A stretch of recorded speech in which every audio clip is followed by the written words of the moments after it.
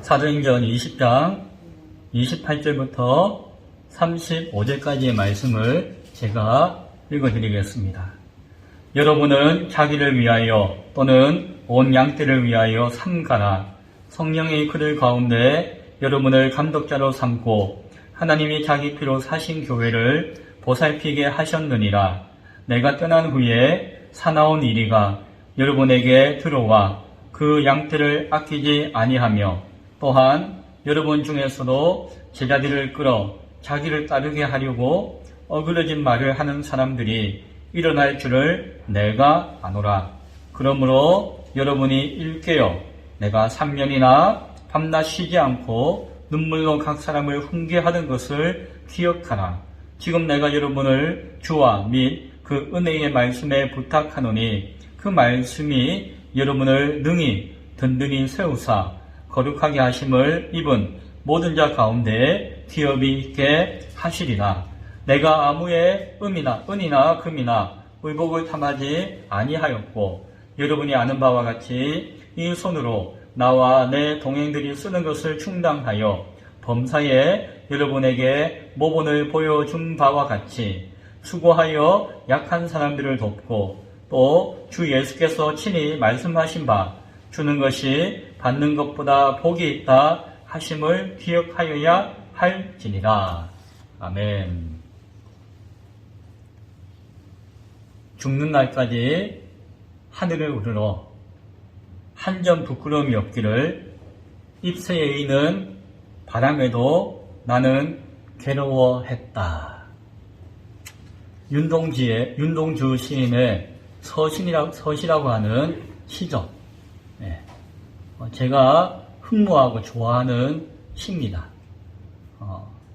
윤동주 시인은 일제강점기 때 우리 민족의 그 마음을 표현한 저항 시인으로 잘 알려져 있죠. 그런데 우리가 알아야 될 것은 단순히 저항 시인이 아니라 윤동주 시인은 하나님을 알고 예수님을 잘 믿는 그리스도인 가운데 한 사람이었다라고 하는 것이에요. 그래서 윤동주 시인이 쓴 그 시들을 하나하나 읽어보면은 다 성경을 바탕으로 성경의 내용을 중심으로 믿음의 신앙을 고백하는 내용들이 다 담겨져 있는 것을 보게 되어져요. 자신이 죽는 날까지 하늘을 우러러서 한 점 부끄러움이 없기를 입새에 이는 바람에도 자신은 괴로워하는 마음을 가지고 이 땅을 살았다라고 하는 신앙 고백이 그 시 가운데 담겨져 있는 것입니다. 사도 바울의 마음이 그랬던 것 같아요. 오늘 시를 이야기하면서 바울의 심정을 그 시의 표현과 같은 바울의 심정을 우리 함께 살펴볼 수 있는, 그리고 오늘 본문의 내용을 통해서 바울의 그 말씀을 함께 나눌 수 있는 귀한 시간이 되었으면 합니다. 예루살렘으로 가는 여정 가운데 있습니다. 이제 밀레도에 도착했어요. 아마도 에베소를 지나서 밀레도보다도 한 50km 위에 있는 에베소를 지나왔다고 했어요. 왜? 급히 가려고. 그래서 밀레도에 들렸는데 어떤 사정인지 밀레도에 한참 머물게 되었던 것 같아요. 그래서 바울이 밀레도에서 에베소로 사람을 보내요. 그리고 그 사람을 통해서 에베소에 있는 장로들을, 교회 지도자들을 이곳 밀레도로 데려오기를 원했습니다. 아마 오고 갔는데 한 50km 되니까 그 직선거리가 50km니까 꾸물꾸물 가면은 한참 걸리는 길이었어요. 아마 왔다 갔다 하는데 사나워는 걸리는 길이 아니었나 생각이 들어요. 장로들이 밀레도로 왔죠. 바울이 가지 못하고 있었던 이유가 있었을 것이고 이 밀레도에 배가 오랫동안 정박할 수밖에 없는 상황도 있었을 것이에요. 어쨌든 이 밀레도에 에베소의 장로들이 왔습니다. 다른 데는 장로들이 있다는 이야기가 없는데 에베소는 드란노 서원에서 바울이 2년 이상 말씀을 가르쳤잖아요. 매일매일. 그러다 보니까 교회를 이끌고 지도할 만한 장로들이, 감독들이 세워질 만한 여력이 있었던 것 같아요. 여러 명의 감독이, 장로가 세워졌던 것을 보게 되어집니다. 에베소 장로들과 함께 동행했던 우리 동역자들과 모여서 예배를 드렸고 이제 오늘 본문에 있는 설교를 행하게 된 것이에요. 사도행전에 보면은 바울이 설교하거나 연설하거나 변론하거나 했던 내용들이 여러 많이 나와요. 그런데 그 가운데서 순수하게 그리스도인을 향한 설교는 이게 유일한 것이에요. 다른 거는 뭔데요? 다른 것들은 회당에서 유대인들에게, 이방인들에게 예수의 복음을 전하면서 가르치고 또 회당에서 말씀을 증거하고 했던 것이지 순수하게 그리스도인들끼리 모여가지고 말씀을 전한 것이 기록된 설교는 오늘 설교 본문이 유일한 것이다 라고 보면 틀림이 없습니다. 이전에는 복음을 이야기했고 예수님을 증거했고 하나님 나라에 관해서 이야기했는데 이제 교회의 지도자들과 교회의 동역자들과 교회를 믿는 성도들이 모여서 함께 모여서 말씀을 나누는 그때 유일한 그 시간에 바울이 무엇을 설교했는가라고 볼 때에 그 핵심이 무엇인가 하니 교회였어요. 교회. 이것을 우리가 눈여겨보고 마음에 새겨야 할 필요가 있습니다. 물론 예수를 증거하고 복음을 증거하고 하나님 나라 증거하는 거 다 귀하죠. 그러나 만일 믿는 사람들이 모여서 그들에게 딱 하나의 주제만 가지고 설교하라고 할 때에 어찌 보면은 교회가 믿는 사람들이 모인 것이 교회니까 교회에서 꼭 가르쳐져야 하고 꼭 전해져야 할 중요한 메시지 중에 하나가 무엇이냐라고 할 때에 그것이 무엇이라 할 수 있다고요? 교회다라고 할 수가 있을 것입니다. 교회는 우리 믿음의 성도들의 구원을 받기 위한 수단이 아니라는 것이에요. 어찌 보면 교회는 믿음의 신앙의 본질이기 때문이에요. 먼저 바울은 설교하기 전에 설교를 통해서 자신의 삶에 대해서 간증하는 것을 보여줘요. 유대인의 관계로 당했던 시험을 이기고 예수를 섬겼던 것들, 항상 신앙의 유익을 위한 말씀을 뭐든지 하나라도 때를 놓치지 않고 가르치고 전하고자 했던 것들, 그리고 믿음이 연약하고 부족했던 유대인이나 헬라인에게 회개의 말씀과 그 믿음의 말씀을 증언했던 모든 것들을 먼저 이야기합니다. 어찌 보면 과거의 이야기예요. 에베소 장로들과 함께 행했던 과거 시간의 추억이나 이야기들을 그것이 하나님의 은혜였노라고 고백하면서 증거하는 것이에요. 믿음의 고백이며 믿음의 증언했던 증거들을 이야기하는 것이죠. 이어서 이야기하는 것은 무엇입니까? 그리고 이제 자신이 예루살렘으로 가는 길에 성령께서 이야기하시기를 그 예루살렘에서 자신이 결박과 환난을 당하게 될 것이다. 지금 예루살렘 가는 길이 고난의 길이 될 것이다 라고 하는 것을 고백해요. 장차 그러한 길이 자신에게 주어진다는 사실을 미래의 이야기를 하는 것이에요. 어찌 보면 그 이야기는 비전과 꿈의 이야기일 수도 있겠지만은 당하는 고난조차도 하나님 뜻 가운데 있는 우리의 또 다른 소망이 되어짐을 이야기하는 것이죠. 그 가운데 지난주에 나눴던 말씀, 내가 달려갈 길과 주 예수께 받은 은혜의 하나님의 은혜의 복음을 전하는 사명을 위해서 나의 생명조차 조금도 귀한 것으로 여기지 아니하노라 라고 하는 비전과 각오도 말씀해주고 있었어요. 이어서 마지막으로 하는 이야기가 무엇입니까? 여러분들이 다 이 내 얼굴을 다시는 보지 못할 것 같습니다 라고 이야기해요. 그리고 모든 사람의 피에 대해서 내가 깨끗하니 라고 말하면서 하늘과 사람 앞에서 아무런 끄리김이 없다 라고 이야기합니다. 그것이 현재 지금의 나의 심정이다 라고 고백해요. 그래서 마치 마지막 유언을 지금 남기는 심정을 가지고 설교하고 있는 자신의 비장한 각오에 대해서 이야기해요. 그래서 사실은 설교의 본론에 앞서서 바울은 과거의 믿음의 역사와 그리고 미래의 소망의 역사와 현재 자신이 가지고 있는 사랑의 역사를 바라보며 이야기하고 있는 것이죠. 믿음과 소망과 사랑의 믿음의 열매들이 우리 가운데 있음을 믿습니다 라고 고백하며 서로를 이야기하는 것이죠. 바울의 이 마음을 제가 생각할 때에 사모하는 마음이 있었지만 앞서 이야기했던 윤동주 시인의 그 서시가 생각나는 것이에요. 바울의 심정이 이랬을 것 같아요. 윤동주 시인이 그 서시를 기록할 때에 그 심정이 바울의 말씀을 읽고 어찌 보면 이 밀레도에서의 바울의 그 신앙의 고백을 바라보면서 읊었던 시가 서시인 것 같아요. 귀한 시니까 제가 끝까지 한 번 더 읽어 드릴게요. 죽는 날까지 하늘을 오르러 한 점 부끄러움이 없기를 잎새에 있는 바람에도 나는 괴로워했다. 별을 노래하는 마음으로 모든 죽어가는 것을 사랑해야지. 그리고 나에게 주어진 길을 걸어가야겠다. 오늘 밤에도 별이 바람에 스치온다. 바울의 심정을 가지고 이 시를 읽으면은 막 은혜가 돼요. 그리고 바울의 마음이 느껴져요. 윤동주 시인이 기록한 시인데 바울의 마음이 느껴져요. 참 신기하죠.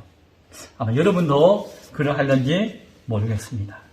그리고 바울이 이렇게 자신의 심정을 믿음과 소망과 사랑 가운데 전하고 난 다음에 본격적인 설교 메시지를 전해주어요. 그것이 제가 앞서 읽었던 28절부터의 말씀인 것을 봅니다. 바울의 설교가 쭉 나와 있는데 크게 보면 두 가지 단어로 요약될 수가 있습니다. 하나는 무엇인가 하니 삼가라. 또 하나는 기억하라. 뭐라고요? 하나는 삼가라. 또 하나는 기억하라. 오늘 밀레도에서의 바울의 설교를 두 마디로 이야기하면 이것이에요. 하나는 삼가하십시오. 하나는 기억하십시오. 삼가하는 것은 무슨 뜻입니까? 마음을 쏟아서 조심하십시오라는 뜻이에요. 삼가라는 것이. 무엇을요?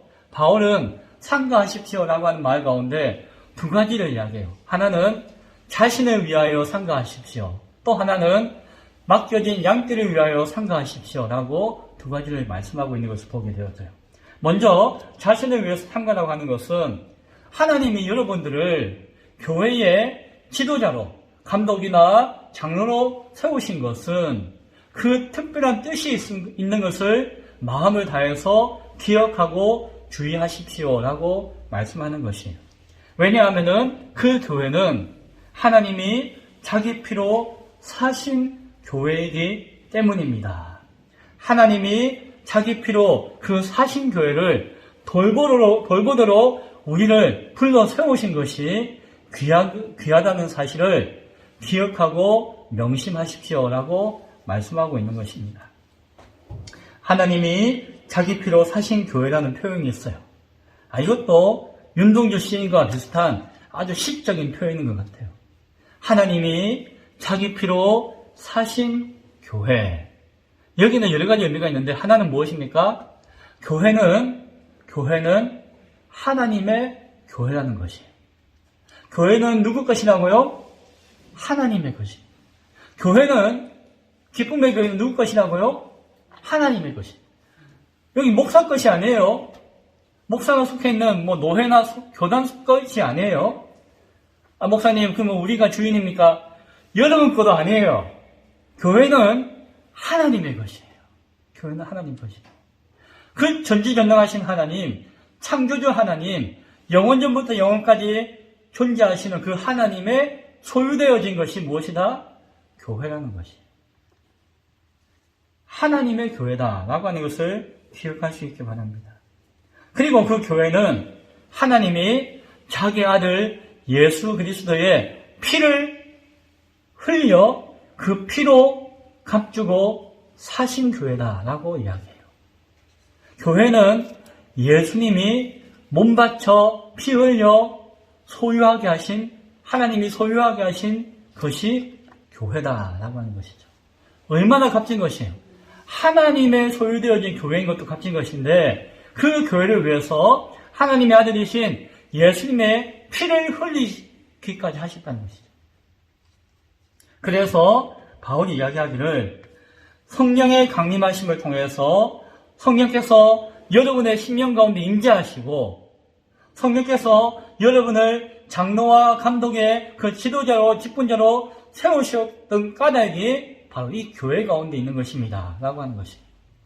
여러분이 믿음을 가지고 있는 것과 여러분이 직분을 가지고 있는 것과 여러분이 사명을 가지는 것은 무엇 때문이다?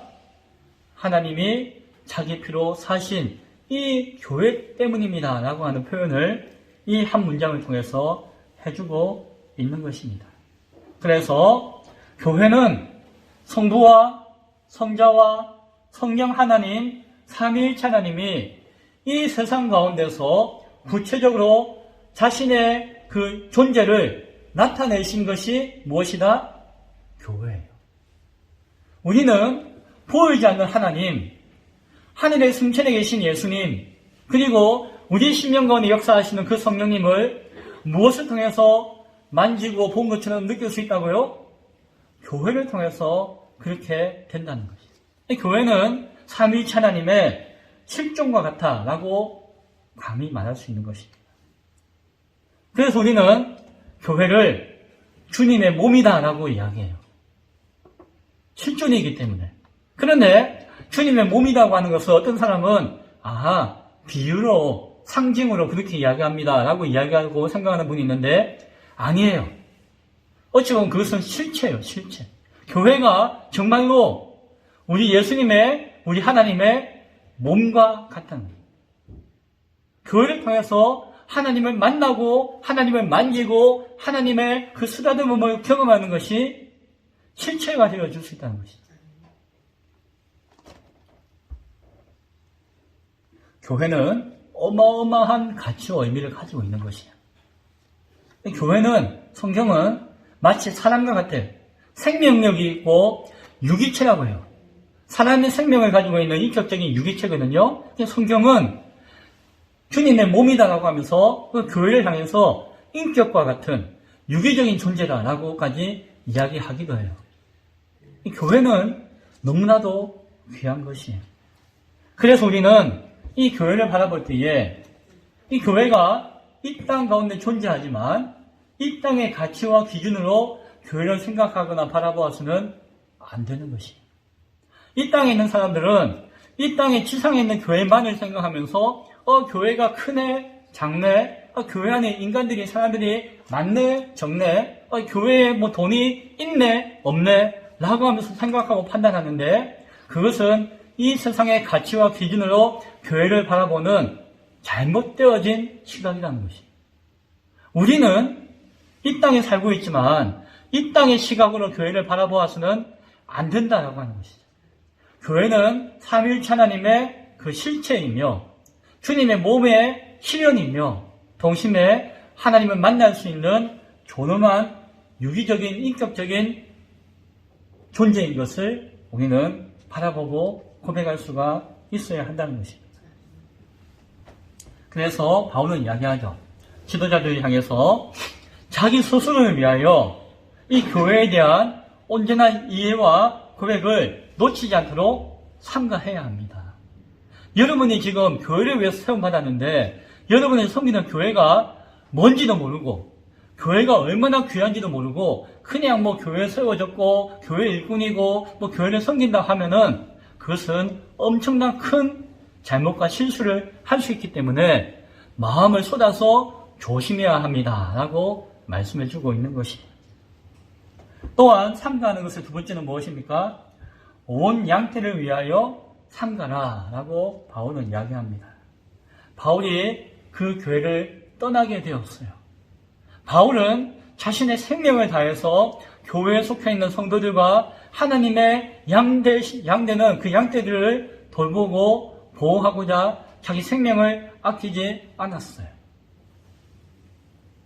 그런데 교회 지도자들이, 교회 성도들이 그 마음을 붙들기를 원한다는 것이죠. 왜냐하면은 오늘 29절과 30절에 보면은 외적인 이유는 사나운 이리가 여러분에게 들어와서 그 양떼를 아끼지 아니할 것이기 때문입니다. 또한 30절에 보면은 내적으로는 여러분 중에서도 제자들을, 교회에 있는 제자들을 끌어가지고 자기를 따르게, 사람을 따르게 하려고 어그러진 말을 하는 사람들이 생겨나고 일어나고 나타날 줄을 내가 알고 있기 때문입니다. 라고 경고해요. 두 가지를 경고했는데 외적으로는 교회 밖에서 뭐 유대인이든 이방인이든 어떤 악한 자든 사나운 이리와 같이 양떼와 같은 사람들을 이리는 어떻게 할까요? 이리가 왜 양떼에게 찾아오죠? 잡아먹으려고. 이와 같이 교회에는 주님의 양과 같은 성도들이 존재하는데 사나운 이리가 교회와 교회 지도자들에게 틈타 들어온다는 것이, 그것을 조심해야 하는 것이죠. 예수님도 양의 탈을 쓴 늑대가 너희에게 올 것을 조심하라고 말씀하기도 하셨어요. 그것이 사실인 것 같아요. 정말인 것 같아요. 그래서 생명을 다해서 지키고 보호해야 될 사람들이 그렇게 이야기하면서 오히려 양을 잡아다가 자기 유익과 자기 식량으로 삼고자 하는 모습을 보일 수 있다는 것이죠. 그걸 조심하라는 것이죠. 그런데 내적으로는 더욱더 참담한 이유를 이야기하는데, 당신들 가운데, 교회 지도자들이 모였잖아요. 당신들 가운데에서 어떤 사람은 자기가 지금 나는 감독 겸 장로입니다, 나는 교회의 어른입니다 라고 하는 맡겨진 그 하나님이 주신 권위와 지위를 마치 자기의 권위인 양, 자기의 지위인 양, 세상 사람들의 어떤 권위와 지위와 분별하지 못하고 마치 자기 것인 양 착각하여서 오히려 자기의 영광과 유익을 위한 수단으로 삼고자 한다는 것입니다. 그래서 교회에 있는 제자들과 사람들을 자기 이익을 위한 자기 사람으로 삼고자 하는 생각 때문에 어떻게 한다고요? 어그러진 말을 한다는, 어그러진 말이라고 하는 것은 무엇인가 하니 뒤틀어진 말이에요. 왜곡되어진 말이에요. 변질되어진 말이에요. 그러한 말을 한다는 것이에요. 나는 하나님 말씀 이야기합니다, 성경 이야기합니다 라고 하는데 그 말씀이 찌그러졌다는 거예요. 어그러졌다는 것이에요. 변질되었다는 거예요. 어떻게 변질되었을까요? 하나님께 영광을 드려야 하는데 그것이 아니라 내가 영광을 받으려고 하니까 그 말씀을 왜곡하고 변형시켜서 자기가 그 말씀의 중심 가운데 서고자 하는 자들이 여러분 가운데 있다는 것을 나는 압니다 라고 바울이 이야기해요. 누군지 몰라도 거기 앉아있던 장로 한 사람은 시끄럽겠죠. 무서운 경고죠. 이러한 외적인 내적인 위협이 교회 가운데 반드시 있다는 것입니다. 바울이 그것을 알기 때문에 삼가해야 합니다. 온 양떼를 위하여 삼가해야 합니다 라고 이야기하고 있는 것입니다. 삼가라 하고 난 다음에 또 하나의 메시지는 뭐라고 했죠? 기억하라. 기억하시기 바래요. 두 가지 단어. 기억하라. 두 가지를 기억하라고 이야기하는데 31절 이하에 보니까는 훈계한 말씀을 기억하라 라고 이야기해요. 바울이 3년이나 밤낮으로 쉬지 않고 눈물로서 애써서 하나님 말씀을 여러분들에게 가르치고 전하고 설교했다는 것이죠. 훈계라고 표현했지만 훈계는 그 서당의 훈장님이 이놈아 한 그게 훈계가 아니라 하나님의 말씀을 얘기합니다. 하나님 말씀을 전하는 것을 훈계라고 하는 것이죠. 하나님 말씀을 가르치고 설교했던 것, 3년 동안 뼈 빠지게 눈물 흘리며 애써서 밤낮으로 전했던 그 말씀을 기억하라는 것이죠. 그 말씀을 기억하라고 권면합니다. 바울이 애쓴 것, 바울이 눈물 흘린 것, 날 좀 기억해 주십시오. 그게 아니라 그렇게 해가지고 내가 전했던 하나님의 말씀을, 훈계를 기억하라고 이야기하고 있는 것이에요. 그 말씀을 기억하며 동시에 그 말씀을 가르치고 전하는 사명이 이제 누구 것이다? 바로 자신의 것이다 라고 하는 것을 기억하라는 것이에요. 말씀을 기억하고 말씀을 전하는 사명이 자신에게 있음을 기억하라고 말씀하는 것입니다. 32절에 말씀하죠. 주와 주의 은혜의 말씀에 부탁하노니 그 말씀이 여러분을 능히 든든히 세우사 거룩하게 하심을 입은 모든 자 가운데 기업이 있게 하시리라. 그 은혜의 말씀에 의지하여 그 말씀을 성도들에게 거룩하게 하심을 입은 모든 자들에게 가르치고 전할 때에 그 말씀이 모든 교회와 성도들의 기업이 될 것이고 그 기업을 이루게 하는 말씀이 될 것입니다. 라고 바울이 가르칩니다. 그것을 기억하십시오. 라고 말씀하는 것이에요. 또 하나 기억해야 되는 것은 주는 것이 받는 것보다 복이 있음을 기억하라 라고 이야기해요. 35절에 있는 말씀이었죠. 그 전에 바울이 이렇게 이야기합니다. 교회의 지도자로서 욕심을 버리세요. 탐욕을 버리세요. 가능한 청민하게 살려고 하십시오. 교회를 통해서 이익을 보고자 하는 것이 아니라 우리가 교회에 이익을 끼치는 자가 되도록 애쓰고 힘쓰십시오. 내가 미약하나마 모범을 보인 것을 기억하고 그대로 행하십시오 라고 부탁하고 있는 것이에요. 그리고 구체적으로 수고해서 약한 사람을 돕는 사역에 힘쓰십시오. 구제하고 봉사하고 섬기는 사역, 어려운 말로 디아코니아라고 하는데 그 사역에 힘쓰십시오. 예수님이 우리 가운데 오신 것은 우리를 섬기는 디아코노스, 섬기는 자로 오셨다고 말씀하지 않았습니까? 예수님이 우리에게 군림하기 위한 것이 아니라 우리를 섬기려고 오셨는데 우리도 교회와 약하고 가난한 자들과 성도들을 섬기고자 애쓰고 힘쓰는 것을 기억해야 됩니다. 그것이 예수님의 마음이고 교회가 해야 할 일입니다. 라고 말씀하고 있는 것입니다. 바울이 상가하십시오, 기억하십시오 라고 설교를 했어요. 그리고 설교가 끝나고 난 다음에 무릎을 꿇고 그게 모여있는 성도들과 함께 기도했을 것입니다. 안고 기도했든지 손잡고 기도했든지 무릎을 꿇고 함께 앉아서 기도했어요. 막 울었어요. 눈물이 났어요. 이제 고난 당하기 때문에 우는 것인지, 과거가 기억나서 추억이 되어서 우는 것인지, 그게 모인 사람들이 함께 기도하면서 눈물을 흘리며 울었다라고 이야기해요. 바울을 끌어안고, 목을 안고, 입을 맞추었어요. 그 당시에 풍습이었죠. 우리 이야기하면은, 안고 뒹굴었어요. 몸을 안고 통곡했어요. 라는 것이에요. 어찌면은, 이제 살아생전에 마지막일 수도 있다는 것을 서로 알았던 거죠. 마지막 작별의 시간을 보내고 마음을 다해서 이제 바울이 떠나는 배까지도 전송했다라고 이야기하면서 오늘 성경은 끝이 납니다. 이제 말씀을 맺고자 합니다. 오늘 밀레도에서 에베소 장로들과 함께 나눈 설교는 그리스도인을 위한 말씀으로서 유일한 말씀이었어요. 그리고 교회를 향한 유언적이고 교회 지도자들을 향한 어떤 중요한 핵심적인 말씀인 것을 바라보게 되어집니다. 동시에 오늘날 우리 교회를 향한, 이 시대 교회를 향한 말씀이다라고 해도 틀린 말이 아닐 것입니다. 삼가합시다. 주의하라는 것이에요. 교회를 바르게 세우기 위해서는 외부로부터 올 수 있는 사나운 이리의 위협과 거짓된 가르침을 분별해야 한다는 것이죠. 혹시라도 교회 내부에서 나타날 수 있는, 특별히 교회 지도자들 가운데 변절되어지고 타락하고 외식하는 거짓을 분별할 수 있어야 한다라고 말씀합니다.